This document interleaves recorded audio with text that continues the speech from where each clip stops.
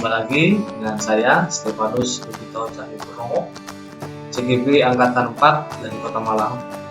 Saat ini saya bekerja di SDK Santa Maria II Malang.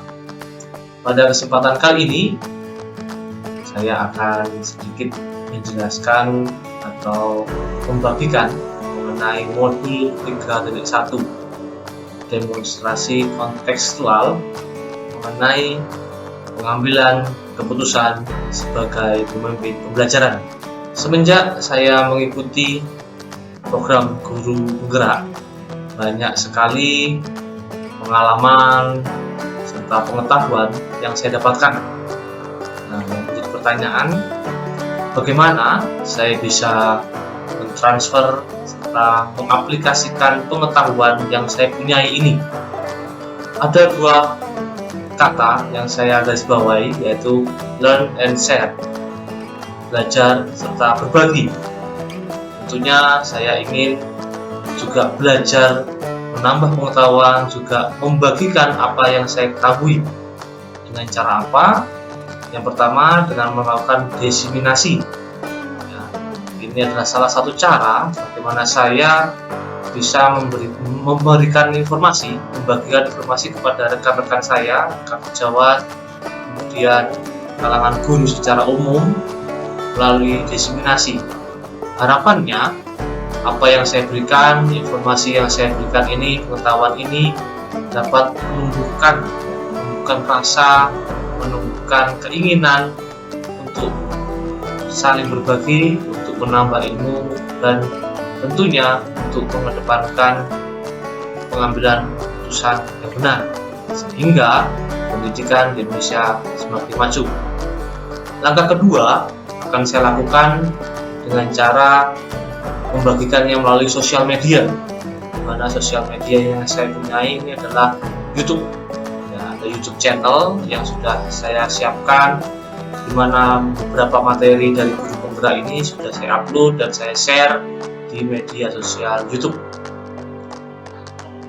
Kemudian langkah awal di mana saya melakukan pengambilan keputusan sebagai pemimpin pembelajaran ini ada beberapa tahap.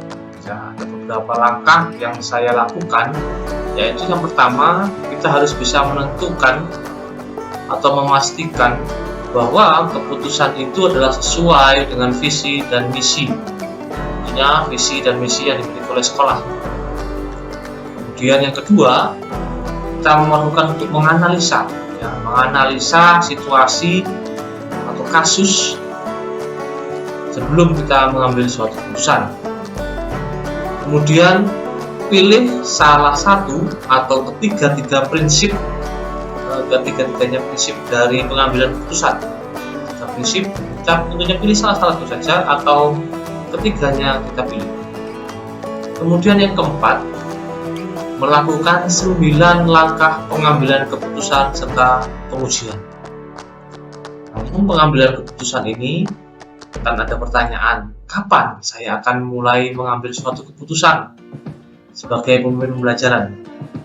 Tentunya pengambilan keputusan ini akan saya lakukan ketika saya mendapatkan atau mengalami suatu masalah dilema, di mana kedua-duanya adalah kondisi yang benar, ya, kondisi yang benar, dan harus saya tentukan mana salah satu yang menjadi prioritas atau menjadi yang paling benar daripada dua pilihan tersebut.